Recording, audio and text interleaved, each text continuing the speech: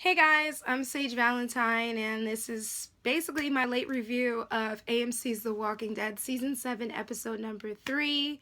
I think the episode is called The Cell. Yeah, I think it's The Cell. But anyway, we basically get a bird's eye view into the sanctuary, and it is miserable.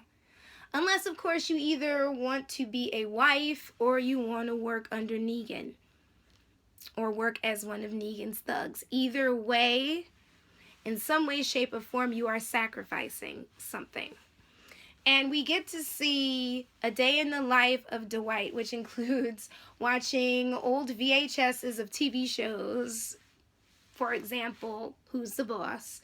We get to see him playing a game with this blonde girl, and he is drinking shots with her, and apparently she drinks him under the table. He's carving figurines. He's gathering supplies to make a sandwich. He witnesses this one dude step out of line and get his behind beat by a bunch of saviors, and we don't see this guy again until he has given or is giving a new example of what it means to be pole dancing. This dude is like going down and he's coming back up. But in the sanctuary, you really don't get a choice from what we saw in this episode. You either work for Negan or you die. And if you run away from Negan, you die. And we're also able to see Daryl's life for the 1, 2, maybe 3 days that he is at the sanctuary. And you're probably saying to yourself, well, how did you know how many days? Maybe they're feeding him 3 times a day. I don't think so. I think they're giving him like one doggy food sandwich a day. As far as Dwight is concerned, you can tell that he's having a change of heart. Not only when he sees the pole dancing walker, not only when he sees Sherry and his face lights up, but he goes back to that same like angry facade. But also, you notice that when he's talking to that guy, I think that guy's name is Greg, and how he really doesn't want to kill Greg, but he knows he has to, and everything that Greg is saying is the truth, that the sanctuary is not a sanctuary, and that it is no longer what it was in the beginning, because apparently it was a safe place for people, and then Negan came in and he brought his rules and his point system, and it made life even more miserable than it already was, given that this is the zombie apocalypse. But also, we see the change of heart when we see Dwight talking to Daryl. I think that that's the reason why he wanted to be the person who is doing this conversion of Daryl, because if anyone else like Fat Tony was doing it, they would just do it and go on, but it's just like you can tell Dwight feels sorry for Daryl. And even Negan is kind of surprised, like, all of this is grunt work. Why are you doing this? Fat Tony could do this. And Dwight's like, no, I got to do this. I got to finish this. As far as Daryl, in regards to Daryl's suffering. He's going to be suffering for a very long time, and he's in a really crappy situation. I never ever thought that Daryl was going to say, I am Negan. I already knew that. And when Daryl decided that he was going to try to escape, I figured that that was obviously a trap, and Daryl fell right into it. And Negan tried to scare him, and it didn't work. And for a minute, when that Lucille almost hit Daryl in the face, I was like, oh, I can't see this again. And then he stopped. So I was like, all right, okay.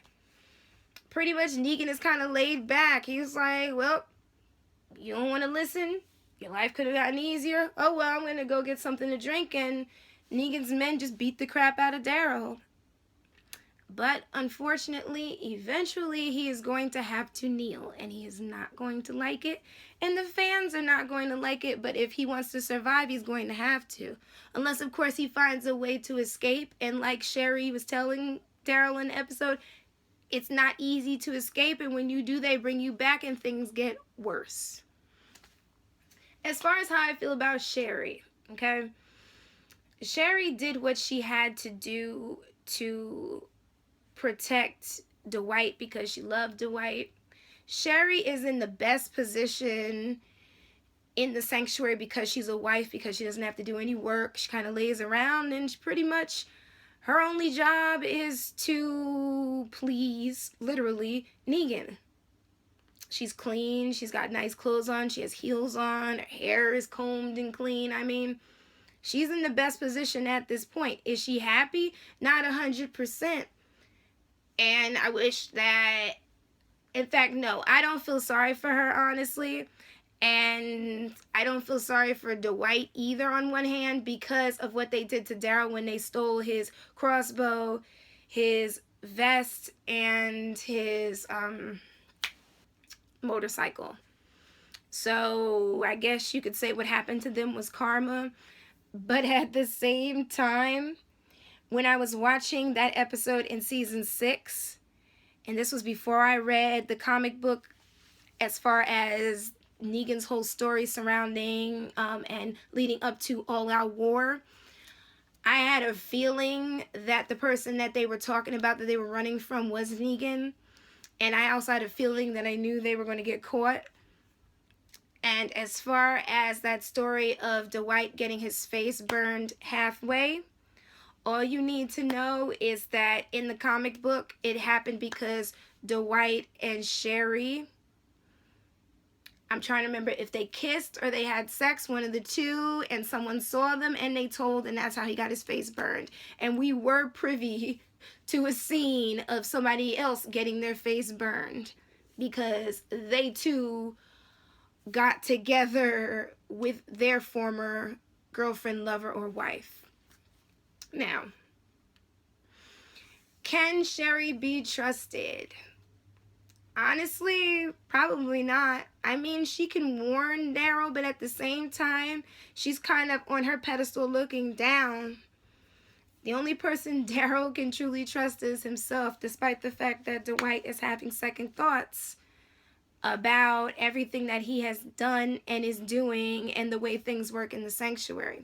Speaking of Dwight, that scene with Negan, that was all a test because everything with Negan is obviously a test. He is not only a man of his word, but you got to be careful how you talk to him, be careful how you react to him, and watch the ways that he interacts with you. I'm speaking of this as if by chance I was a member of the sanctuary or a member of this world, which obviously I'm not, but pretty much he was like, listen, you know, do you want to have a blast from the past with Sherry? And Dwight was just like, I'm not falling for that. And Negan was like, I'm offering you Sherry, I'm offering you these ladies, like, does your penis work well? I was cracking up when he said that because it was the way he said it, the way he pronounced it was too funny. But he was like, because I'm giving you this free card and you're not taking it. And Dwight's like, listen, he was like, I'm fine, I don't need it.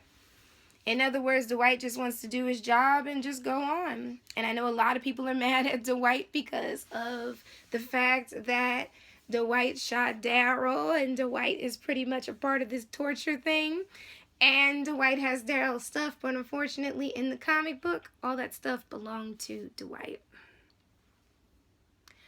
So tonight we're supposed to meet a new character, and rumor has it, and yes, this is a possible spoiler, that her name is Arat, and I rewatched episode 3, and I believe that she is the one talking to Dwight over the walkie-talkie, so we're able to see this girl in the flesh, and I'm wondering, is she Laura from the comic books with just a different name? I kind of hope so, because I really, really like Laura. Laura's so cool. I can't wait until Arat is introduced, and then I can explain all about Laura, because I love her to death. Okay. As far as that scene with Dwight and Sherry, to me it felt like their way of justifying their decisions that they had to make to keep themselves alive. Sherry had to become a wife. She tells Dwight that she is being treated well by Negan. Dwight got his face burned. He's alive and he works under Negan. Yeah, everything's just peachy keen.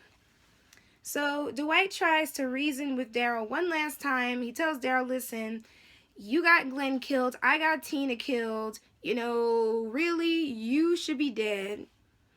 He lets Daryl see a picture of Glenn's head bashed in, which I'm glad that the camera did not zero in. I think we saw enough in the first episode. I don't know if I could take it. I probably would be throwing up like Daryl did in that scene when he passed out. So when Dwight comes back to get Daryl, Daryl has passed out next to a puddle of his own vomit. Dwight takes Daryl to see Negan, who offers him water, and Dwight has to get Daryl a straw because Daryl's lips and face are all swollen after being beaten up.